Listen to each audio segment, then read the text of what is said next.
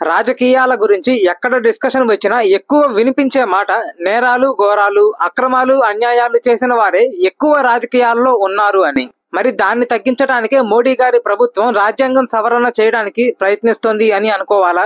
విషయం ఏమిటంటే మోడీ గారి ప్రభుత్వం 130వ రాజ్యాంగ సవరణ బిల్ ని ప్రవేశపెట్టింది. దీనిలో భాగంగానే పీఎం మరియు సెంట్రల్ లెవెల్లో ఉండే యూనియన్ మినిస్టర్స్ కి సంబంధించిన ఆర్టికల్ 75, స్టేట్ లెవెల్లో ఉండే సీఎం మరియు మినిస్టర్స్ కి సంబంధించిన ఆర్టికల్ 164, యూనియన్ టెరిటరీస్ యొక్క సీఎం మరియు మినిస్టర్స్ కి సంబంధించిన ఆర్టికల్ 239AA లో సవరణలు చేయాలి అని ప్రకటించింది. సో ఇంతకీ తీసుకువచ్చిన సవరణ ఏమిటంటే ఒక పీఎం గాని, ఒక సీఎం గాని, ఒక మినిస్టర్ గాని ఏదో ఒక కేసులో భాగంగా కంటిన్యూస్ గా 30 రోజుల కంటే ఎక్కువ జైల్లో ఉన్నట్టు అయితే 31వ రోజు నుండి ఆటోమేటిక్ గా వాళ్ళ పదవి పోతుంది. వినడానికి చాలా బాగుంది కదా, దీని వల్ల నేరాలు తగ్గుతాయి అని అనిపిస్తుంది. కాబట్టి దీని గురించి ఇంకొంచెం లోతుగా తెలుసుకుందాం. ఈ చట్టం ప్రకారం అసలు పదవి ఎప్పుడు కోల్పోతారు? ఒక పీఎం గాని, సీఎం గాని, మినిస్టర్ గాని. ఇక్కడ పర్టికులర్ గా మినిస్టర్స్ అని చెప్పారు. అంటే మినిస్ట్రీ లేనటువంటి ఎమ్మెల్యేకి గాని, ఎంపీకి గాని ఈ చట్టం వర్తించదు. ఏదైనా కేసులో భాగంగా 30 రోజుల కంటే ఎక్కువ కంటిన్యూస్ గా జైల్లో ఉన్నట్టు అయితే 31వ రోజు నుండి వాళ్ళ పదవి పోతుంది. అంటే ఇక్కడ కేసు ప్రూవ్ అయినా అవ్వకపోయినా సంబంధం లేదు. 30 రోజుల కంటే ఎక్కువ జైల్లో ఉంటే చాలు, ఆటోమేటిక్ గా 31వ రోజు నుండి వాళ్ళ పదవి పోతుంది. పదవి పోయే ప్రాసెస్ కూడా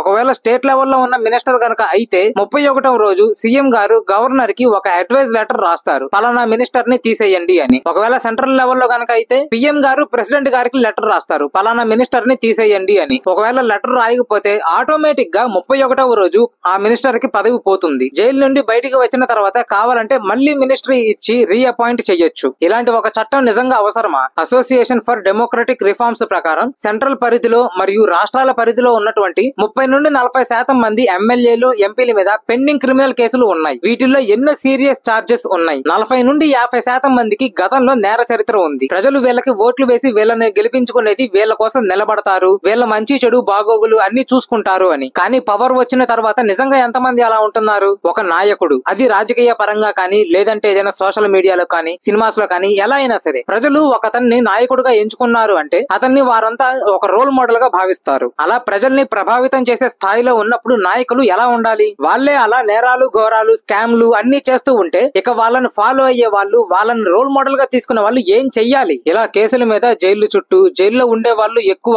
పవర్ లో గనక ఉన్నట్టయితే కేసుల్ని తప్పుద్రోవ పట్టించడానికి ఎక్కువ అవకాశాలు ఉన్నాయి. ఇప్పుడు మోడీ గారి ప్రభుత్వం ప్రవేశపెట్టిన బిల్లు లాంటిది, ఎగ్జాక్ట్ గా కాదు, అలాంటిదే ఒక చట్టం ఇంతకు మునిపే ఉంది. Section 8 of representation of people's act 1951. ఇందులో మొత్తం 4 క్లాజెస్ ఉన్నాయి, కానీ 4వది తీసివేయబడింది. క్లాజ్ 1 లో కొన్ని నేరాల చట్ట ఇవ్వబడింది, క్లాజ్ 2 లో మరికొన్ని నేరాల చట్ట ఇవ్వబడింది. ఎవరైనా ఒక అభ్యర్థి ఈ నేరాల్లో నుండి ఏదైనా ఒక నేరం కింద అరెస్ట్ అయ్యి ఆ నేరం గనక ప్రూవ్ అయితే జడ్జిమెంట్ వచ్చిన రోజు నుండి 6 సంవత్సరాల పాటు డిస్క్వాలిఫై అవుతాడు. ఒకవేళ అభ్యర్థి గనక పవర్ లో ఉన్నట్టు అయితే ఎమ్మటే పవర్ పోతుంది. ఒకవేళ జైలుకి వెళ్లాల్సి వస్తే జైల్లో ఉన్నంత కాలం పవర్ అప్పటికే ఎలాగూ పోతుంది. జైల్లో ఉన్నంత కాలం ఎన్నికల్లో పాల్గొనడానికి లేదు. జైలు నుండి బయటికి వచ్చిన తర్వాత కూడా 6 ఏళ్ల వరకు ఎన్నికల్లో పాల్గొనడానికి లేదు. అంటే క్లాజ్ 1 లో కానీ క్లాజ్ 2 లో కానీ చెప్పబడ్డ ఏ ఒక్క నేరం చేసినా సరే కనీసం 6 ఏళ్లు ఎలక్షన్స్ లో పాల్గొనడానికి అర్హత లేదు. ఇక క్లాజ్ 3 విషయానికి వస్తే క్లాజ్ 1, క్లాజ్ 2 ఈ రెండిటిల్లో చెప్పబడనటువంటి ఇంకా నేరాలు ఉంటాయి కదా, వాటిల్లో ఏదైనా నేరం కారణంగా ఒక అభ్యర్థి అరెస్ట్ అయ్యి ఆ కేసు ప్రూవ్ అయ్యి కనీసం 2 ఏళ్లు గనక జైలు శిక్ష పడినట్టు అయితే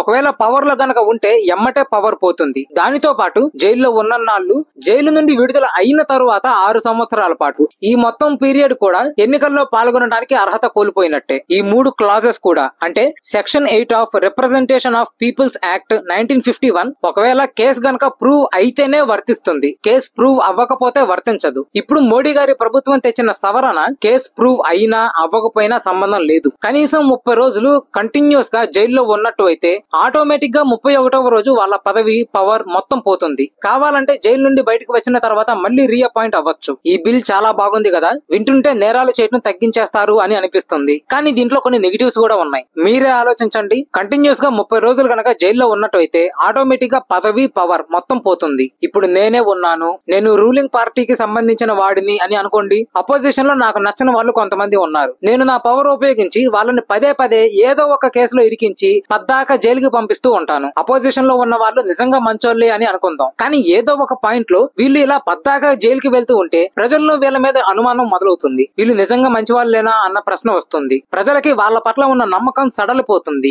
సరే, ఇలా కావాలని పవర్ ఉపయోగించి జైల్లో వేపించట్లేదు. ఏదో అనుకోకుండానో లేతే ఆరోపణల వల్ల ఒక మంచి వ్యక్తే పద్దాక జైలుకి వెళ్లాల్సి వస్తుంది. అప్పుడు కూడా ప్రజలకి ఆ వ్యక్తి పట్ల ఉన్న నమ్మకం సడలిపోతుందిగా. అంతేకాదు, ఈ బిల్లులో న్యాయ వ్యవస్థతో సంబంధం లేదు. ఆటోమేటిక్ గా 31వ రోజు పవర్ పోతుంది. అది సీఎం అయినా పిఎం అయినా ఏ మినిస్టర్ అయినా. ఈ బిల్ చూడగానే చాలా బాగుంది. దీని వల్ల నేరాలు తగ్గుతాయి అని అనిపిస్తుంది. నిజానికి ఈ బిల్ గురించి చదివినప్పుడు ఫస్ట్ టైం నాకు కూడా అలానే అనిపించింది. కానీ కొద్దిగా కూర్చొని ఆలోచిస్తే ఇలా 1-2 నెగిటివ్ పాయింట్స్ తగిలాయి. ఈ బిల్ మీకు బాగానే అర్థమైంది అని అనుకుంటున్నాను. ఈ బిల్ గురించి మీరేమనుకుంటున్నారు? ప్రస్తుతానికి ఈ బిల్ ఇంకా చట్టం అవ్వలేదు. ఈ వీడియోకి ఇంతే ఫ్రెండ్స్. ఈ వీడియో కనుక మీకు నచ్చినట్టు అయితే లైక్ చేయండి, మీ ఫ్రెండ్స్ అండ్ ఫ్యామిలీకి షేర్ చేయండి. ఇటువంటి మరిన్ని వీడియోస్ కోసం మా శేషసాయి అఫీషియల్ యూట్యూబ్ ఛానల్ ని సబ్స్క్రైబ్ చేయండి. మీ సలహాలు, సూచనలు, అభిప్రాయాలు కింద కమెంట్స్ సెక్షన్ లో తెలపండి.